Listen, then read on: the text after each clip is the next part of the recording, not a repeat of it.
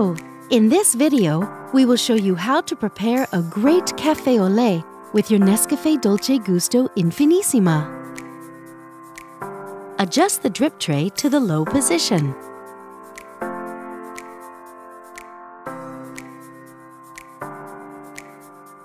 Place your cup.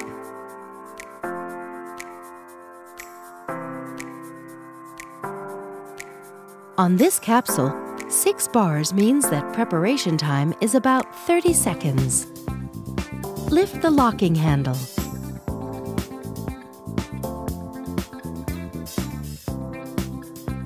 Place the café au lait capsule in the capsule holder.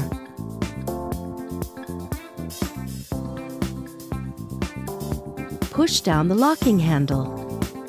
Move the lever to the hot position. Count 30 seconds, or adjust to your taste.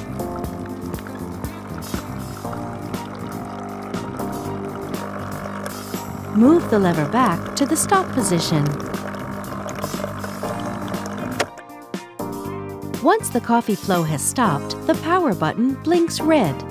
Don't lift the locking handle until the power button turns green.